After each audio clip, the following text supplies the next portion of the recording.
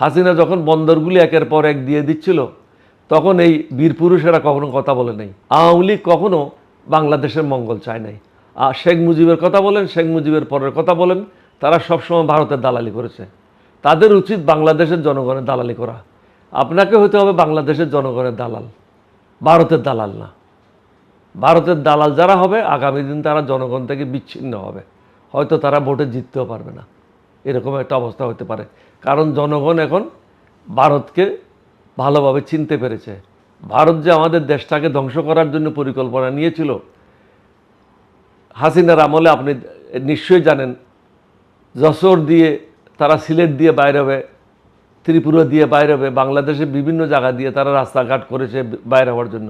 এই যে পদ্মা সেতু করেছে, পদ্মা সেতু তো করেছে বাংলাদেশের জনগণের জন্য না, ভারতের মালামাল খুলনার বন্দর থেকে ক্যারি করার জন্য, মংলা বন্দর থেকে ক্যারি করার জন্য, ভারতের সুবিধার জন্য এরা করেছে।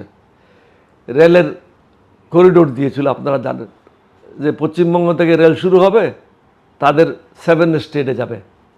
এটার জন্য তো কেউ সেদিন প্রতিবাদ করে নেই।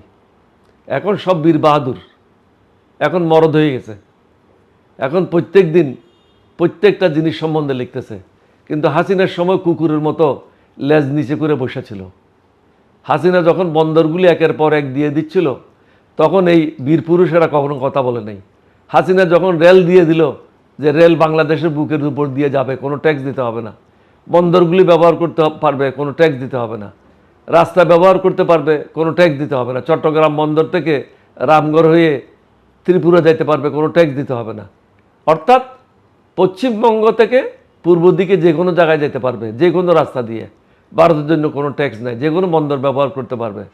তখন তো এই মরদেরা কোনো কথা বলে নাই।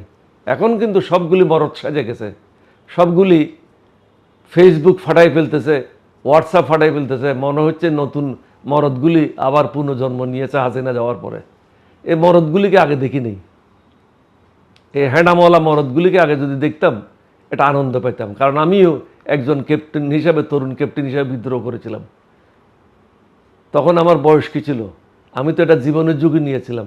কিন্তু এখনও যে মরদগুলি ফেসবুকে লেখে, তাদেরকে কিন্তু হাসিনার আমলে লেজটা গুটাইয়ে নিচে বসা ছিল।